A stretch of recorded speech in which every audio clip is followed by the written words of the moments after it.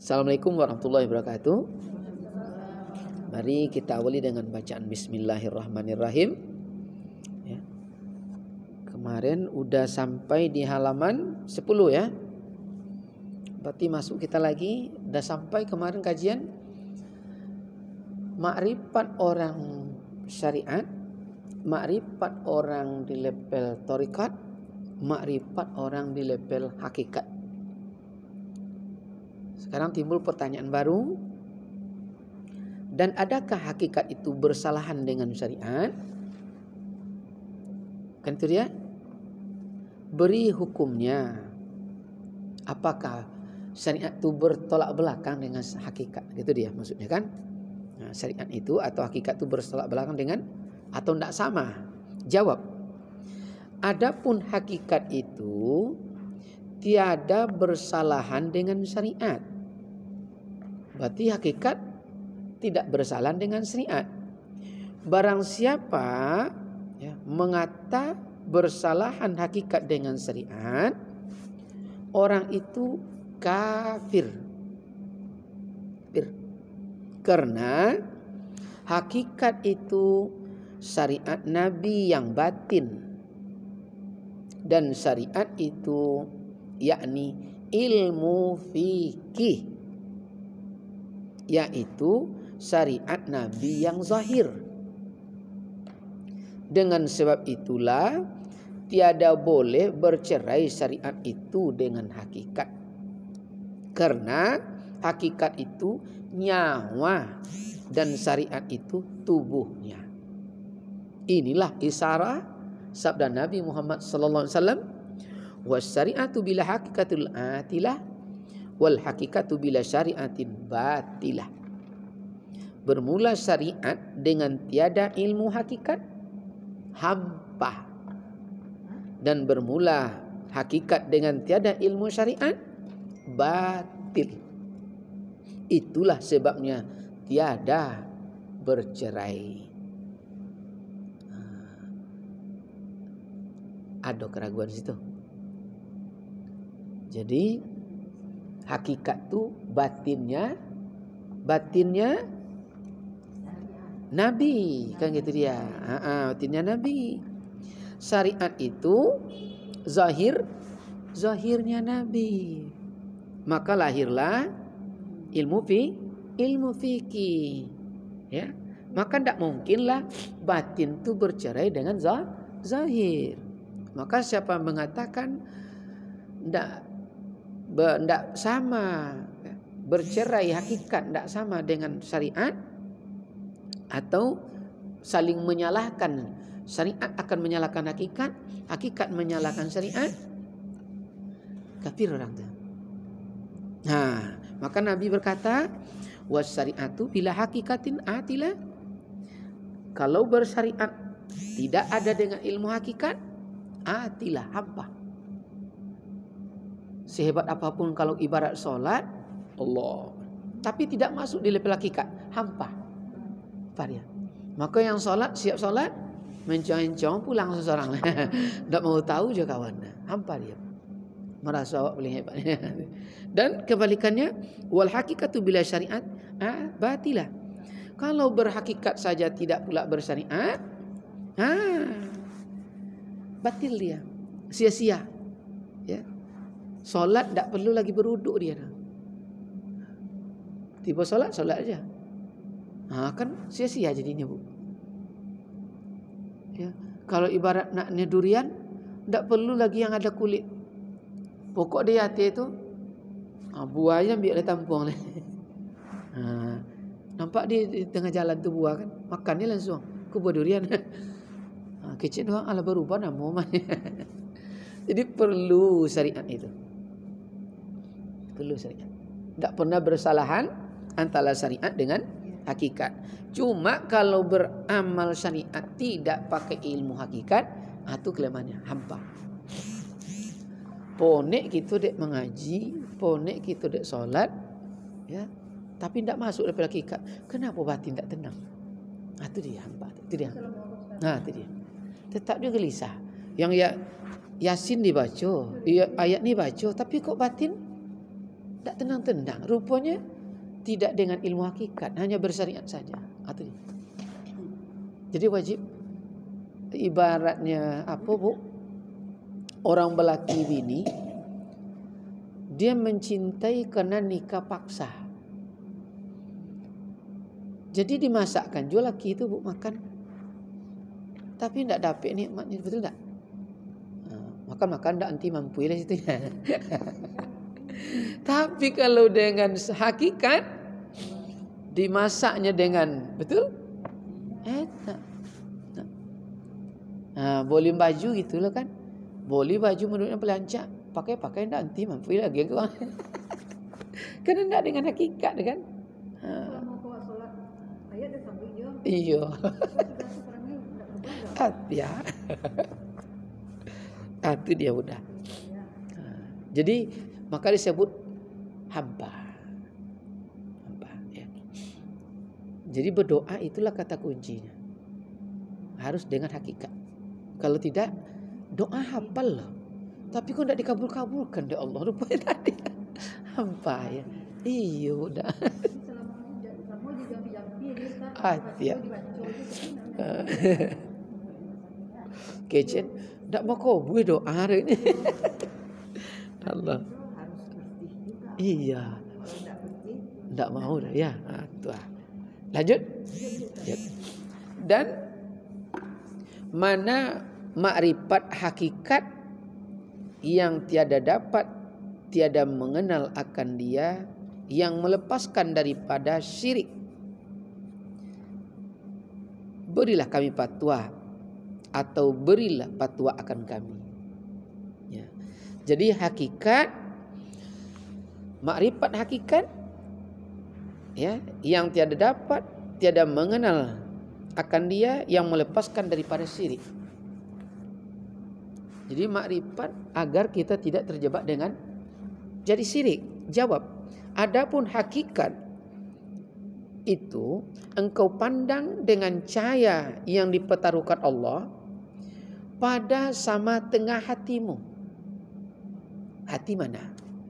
Di jantung. Jadi ada cahaya yang diletakkan Allah di sana, di dalam pandangan hati. Ya, hatimu akan dirimu apa yang pada dirimu dan apa yang engkau pandang, ya, daripada Allah kepadamu. Jadi apa yang dari kita, apa yang dari Allah. Itu cara untuk dapat makrifat agar kita tidak salah dan tidak jadi syirik. Jadi kita tengok bu, tengok di tengah hati, karena ada cahaya tuh. Mana yang dari kita, mana yang dari Allah kepada kita. Yang dari kita mana bunda? Yang dari Allah kepada kita mana? Karena ada namanya nanti setelah ini ada hukum 13 nanti. Ada dari ibu, ada dari ayah, ada dari Allah. Kan ada dulu tuh. Sebentar lagi sampai kita tuh nanti. Itu caranya nanti. Rambut dari mana? Daging dari mana? Urat dari mana? Tulang dari mana? Kan itu dia. Apakah dari ibu? Apakah dari ayah? Ini dia. Ini kita. Lanjut kita dulu ya. Soal apa yang daripadamu dan apa yang daripada Allah kepadamu. Sudah dapat kita ya. Jawab. Adapun yang daripadamu itu, sebelum sampai ke hukum 13, yang dari diri kita apa? Hina. Yang hina itu kita. Kalau bukan karena Allah kan hina kita. Fakir. Fakir tahu fakir bunda? Fakir itu lebih dari miskin bu. Fakir itu bahasa Arab orang yang patah tulang punggung belakangnya, sehingga dia susah untuk berdiri dengan dirinya. Berarti dia tidak punya pekerjaan, penghasilan pun kurang. untuk dirinya saja tidak cukup. Maka disebut fakir. Fakir, miskin lagi. Kan kacau tuh. Itu dia. Nah, itulah yang kita hina. Maka diciptakan dari air yang sangat biqararin makin, ya. Lalu fakir, lalu apa lagi? Dhaif. Dhaif, lemah. Berarti tidak sama dhaif dengan lemah, Bu. Disebutkan dhaif, lemah. Berarti dhaif lebih dari lemah lagi. Itulah bahagian dirimu yang kita. Dan yang daripada Allah kepadamu apa? Mulia. Mulia itu Allah yang punya. Kaya. Kaya itu Allah yang punya. Kuat. Kuat itu Allah yang punya. Kuasa. Kuasa itu Allah yang punya. Inilah yang daripada Allah Ta'ala kepadamu. Dan mulia engkau itu karena mulianya Allah. Betul? Kayanya engkau itu karena kayanya Allah Ta'ala. Kuatnya engkau itu karena kuatnya Allah Ta'ala. Kuasanya engkau itu karena kuasanya Allah Ta'ala. Maka yaitu panakanlah muliamu itu di dalam mulia Allah. Panakanlah kayamu dalam kaya Allah. Panakanlah kuatmu dalam kuat Allah. Dan panakanlah kuasamu dalam kuasa Allah. Tiada suatu zarrah jua pun pada dirimu, pada hakikatnya hanyalah semata-mata anugerah Allah kepadamu. Anugerah Allah kepadamu. Inilah agar kita bisa bersyukur. Kalau tidak sampai pandangan seperti ini, awak aja nyawa kan. Aku tidak pernah bersyukur kita. Awak nen kayu, awak nen hebat, awak nen kuat, awak nen berkuasa. Kan? Itu dia. Maka tidak pernah kita bersyukur. Tidak pernah kita merasa Allah memberi anugerah. Anugerah itu pemberian Allah. Jadi kuatnya kita ini karena kuat Allah. Kita secara hakikat tidak ada kekuatan. Jadi kalau siapa mampu mempanakan diri, qadimlah Allah atas dirinya. Itulah kalimatnya. Kan kita marifat itu kita bahas terus. Panakan diri, maka qadim Allah atas dirinya. Bagaimana caranya? Inilah. Disebut ya. Jadi untuk mengqadimkan Allah pada diri, pandanglah apa yang ada pada diri kita, mana yang dari Allah kepada kita. Supaya kita bisa mempanakan diri. Aduh yang ragu kita bunda. Oh ya Mak Dayan. Ragu lain tak ada. Iya. Jadi gak nyambung gitu kan. Ya, inilah anugerah Allah Ta'ala kepadamu. Pikirkanlah olehmu akan asal kamu itu Adam, artinya tiada. Maka anugerah Allah lah atasmu.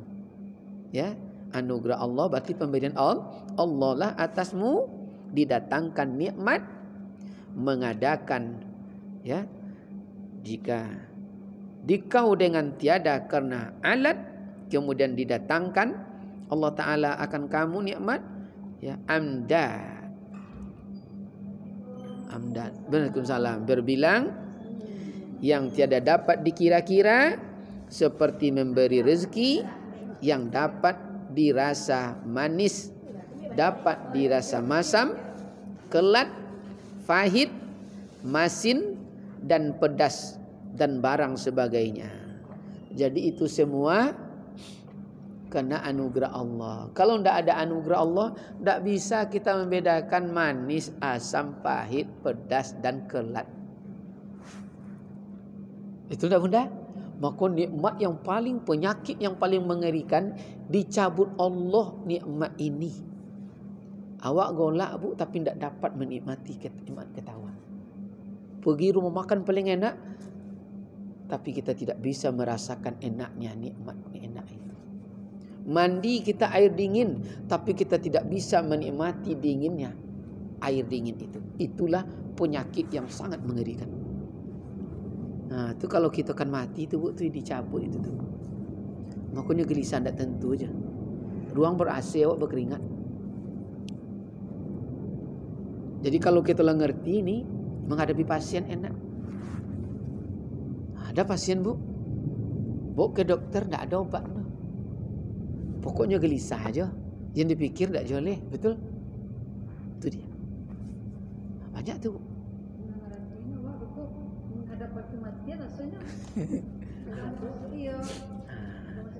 Jadi kalau paham dengan ini, kita lah ngerti ini kan dicabut lagi nikmat hayat. Makanya orang kalau akan dicabut karena dia menghadapi yang suci, itu orang-orang yang hakikat pasti dia puasa. Pasti puasa. Dia tahu nih, kayaknya hari ini nih puasa dari pagi. Kalau sempat dia puasa, tuh begitu dicabut berpisah ruang jasad, ibu tengok nanti, ini merah bibirnya. Seperti orang hidup. Hidup sinar semua, berkeringat. Dari Don menyaksikan, ya, ada beberapa orang tahu dia. Nah, itu dia. Jadi kita waktu sehat pucat, tapi begitu mati wajahnya segar dan berseri. Merah bibir tuh Bu, karena dia puasa. Nah, puasa. Dia tahu dia akan menghadapi yang Maha Suci. Itulah nikmat cerita. Makanya pasti tersenyum itu. Dong ketemu yang seperti itu ya. Dia ketemu. Namanya Pak Idrus. Pak Idrus namanya. Pak Idrus. Jadi Pak Idrus adalah orang Payakumbuh adalah satu kan. Ini Pak Idrus salah seorang guru dari persilatan kita. Dia tahu dia kayaknya hari ini saya ini pergi nak. Itu enggak lagi. Minum tidak apa tidak. Sore itu pergi dia. Begitu dia pergi kita tengok ya Allah. Waktu hidup bibirnya, waktu mati bibirnya hidup. Wajahnya berseri, berkeringat. Sehingga ya tidak tertahankan air mata menengoknya. Kenapa kita menangis? Kita apa seperti itu atau tidak? Itu dia. Itu dia. Ya, itu dia. Pikirkanlah nikmat atasmu dengan betapa kamu mengerjakan segala suruh Allah, ya. Jadi kalaulah kita bisa berpikir seperti ini, pastilah kita tidak akan marah dan tidak akan malas lagi melaksanakan apa yang diperintahkan Allah, disuruh Allah. Salat tidak malas lagi. Ya, baca Al-Quran tidak malas lagi. Kalau tidak malih-malih gitu, tidak tahu gitu bahwa itu anugerah. Nah, itulah kenapa lah ya, malih aja. Solat tahajud malih, lah jago kadang kan, amang ngulik, lolok-lolok. Karena tidak kita pandang tu ya, nah, rugi kita. Akhirnya, kalaulah kita tidak bisa memandang seperti itu, malas kita, apa lagi kesalahannya? Kamu akan berbuat maksiat, ya, akan berbuat maksiat. Seperti segala binatang yang tidak punya pikiran, hidup akan mati. Hewan kan tidak punya pikiran Bu, bahwa hidup untuk mati. Makanya sapi itu Bu, ini berdiri dia 5 ekor, nanti kawannya sembelih, dia tenang ngunyah dia. Tidak tahu hidup akan mati. Itu Bu. Ada, entah kena mendengar suara ya, tapi cuek aja dia. Padahal ini korban lah jelas dia 10 ekor terpisah-pisah tempatnya, makan ya terus dia. Itu dia. Jadi kalau tidak sampai akal pikiran seperti ini, ya disamakan oleh kajian hakikat. Kamu sama dengan binatang yang tidak punya pikiran, tidak tahu hidup akan mati. Nah itu dia, lupa kan mati. Lupa hidup kan mati. Maka orang dulu jangan lupa nak hidup kan mati nak. Tak akan dibawa ke sadoro. Hidup kan mati nak. Betul Bu? Kau ang sauk sadon. Sauk tu apa tu buat je? Dia ambil sedut ya. Buah mangga tetangga dia ambil je ya. Kunik tetangga selesai je. Menanam minda panen ini taruh je. Lupa duit kan mati. Ya Allah, lupa duit kan mati. Rugi ya. Okay. Lanjut. Soal. Mana derajat hakikat? Nah, tadi yang ditanya adalah apa ya? Hakikat atau apa soalnya tadi? Mana makrifat hakikat? Kan itu dia tadi ya. Nah, sehingga sampai kepada anugerah. Sekarang mana derajat hakikat itu? Jawab. Adapun derajat hakikat itu hilang segala wujud yang zahir ini pada pandangan hati. Itulah derajat hakikat. Kalau masih nampak, berarti belum sampai hakikatnya. Jadi wajib hilang segala wujud yang zahir dalam pandangan hati. Jadi kalau ibarat tembok itu, kita tidak menengok tembok. Yang kita lihat batu bata yang baru disusun, semennya masih basah. Semennya masih basah. Pandangan seperti itu, Bu, dalam pandangan hati. Batu bata baru susun, ya, ditaruh semen, masih basah, susun batu bata. Yakin bolong dia, Bu. Maka diginikan aja. Bolong. Jadi haram menengok pandangan itu. Maka dalam kajian makrifat disebut haram memandang gelombang, haram memandang badai, haram memandang apa lagi? Ombak, pandangannya air. Haram melihat kain, haram melihat benang, pandangannya wajib kapas. Nah, cuma kan kalimat itu udah lama nih. Cuma bagaimana caranya? Di sini dimulai.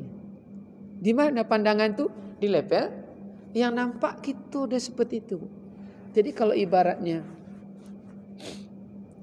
ada botol aqua, yang kita pandang botol aqua tuh nampak tumbang. Tumbang dia. Dalam pandangan hati. Mengobat begitu juga. Maka begitu kita baca kasih password, yang nampak oleh kita orang tu terbaring kena oleh air ni, panas badan tu. Setiap air minum masuk dingin. Lemak paham? Ada tisu bunda. Tu kita teteskan air, meresap dia. Seperti itu. Jadilah selesai barang tu tapi belum siap. Makanya tunggu 2 menit ya. Itu dia. Berarti dia proses. Udah. Udah turun demamnya. Udah. Tinggal baca alhamdulillah. Jadi tidak ada lagi. Itulah pandangan hakikat. Derajat hakikat. Kan tidak ada doa lagi. Tidak ada huruf, tidak ada suara. Aku ponek. Ya Allah. Allahumma rabban nas isbi wa tasyafi.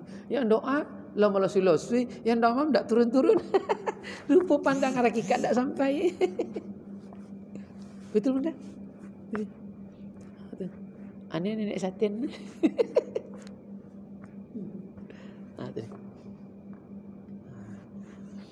Batilah. Bersyariat tidak berhakikat, batil.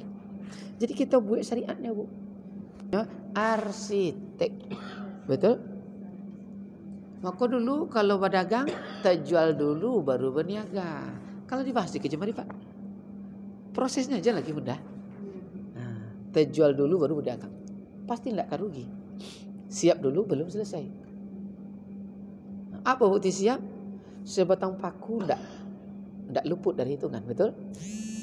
Desitu sekian. Itu caranya. Nah, kalau tidak, pandangan derajat hakikat begitu.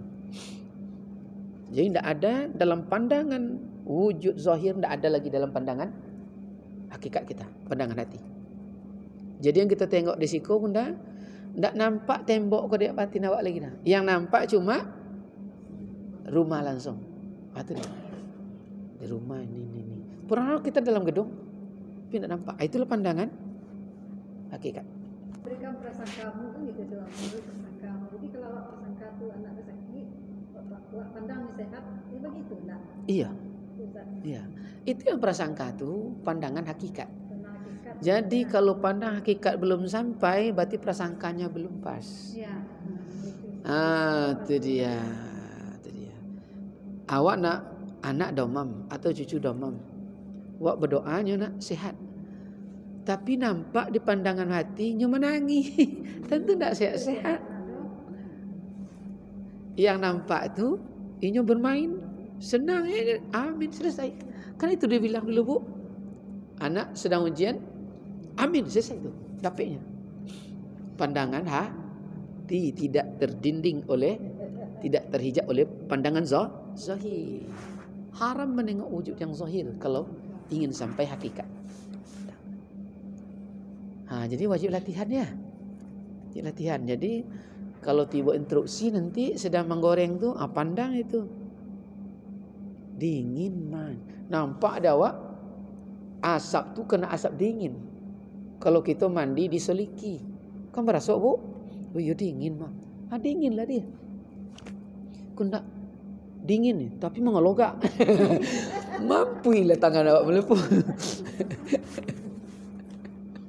Namanya kafir kita. Kafir. Tidak serupa zahir dan batin. Tidak serupa luar dan dalam. Berbeda. Maka di kandang marifat kan tidak boleh Bu. Bahasa basi tidak ada. A, B, B. Jadi bertolak belakang dengan harimau di dalam, kambing di luar. Tidak mau. Itu dia. Makanya orang-orang bermakrifat itu, kalau orang bahasa penjajahan disebut memberontak dia. Karena tidak bisa diatur. Dia ngerti. Tapi bagi orang yang pemberontak, dia disebut pahlawan. Betul? Pahlawan namanya. Itu salah tu. Disebut pahlawan. Karena menegakkan kebenaran. Bagi orang yang menjajah, disebutnya pemberontak. Karena tidak sesuai dengan pemikirannya. Itu dia. Lanjut ya. Lanjut. Jawabnya lagi, tadi kan dibilang derajat hakikat itu hilangkan segala wujud yang zahir dalam pandangan hati. Ada jawab yang lain lagi? Ada. Adapun hakikat itu tauhid, ya. Tauhid apa? Tauhid itu barang yang terlintas di dalam hati, maka yaitu binasa lagi baharu. Jadi kalau masih ada nampak yang terlintas, terbayang dalam hati, binasa dia. Maka tidak akan jadi dia. Kenapa tidak jadi? Karena kamu berubah baru. Maka tidak sampai hakikat.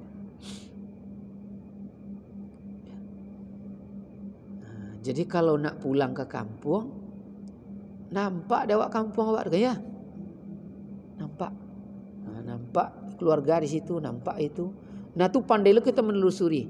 Nampak di kita jalan. Jondo ada polisi mah. Jadi kita lah paham. Allah sampailah kita tahu. Siap-siap ya. Kila sekian kita mungkin ada kendala. Itu dia.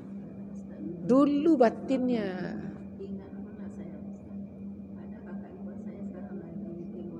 Iya.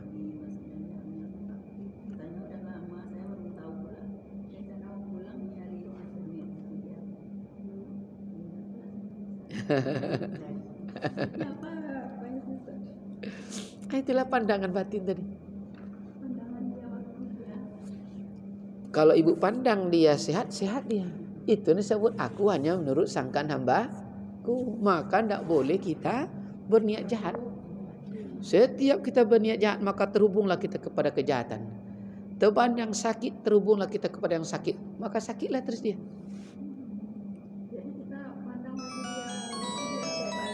Baik. Harus baik pandangannya. Kalau tidak baik, ya rugi kita. Jadi ada kawan kita nih, Bu.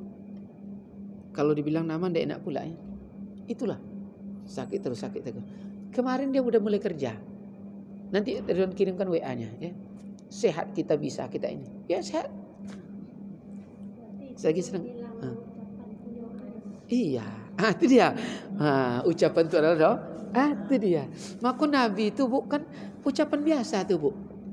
Duduk dengan orang, hai Tuhan manusia. Betul dia? Cuma bahasa Arab kan ya. Maka Ustaz Danu kan jadi tujuan. Dia datang kepadaku si A. Kalau penyakit ini sebabkan jin, keluarlah jin. Keluar dia. Keluar langsung. Karena dia apa yang diucapkan tuh nampak oleh pandangan hakikatnya. Ini kalau jin keluarlah. Itu dia. Awak jin tapi pandangan ndak itu lain-lain. Takonalah mentimun.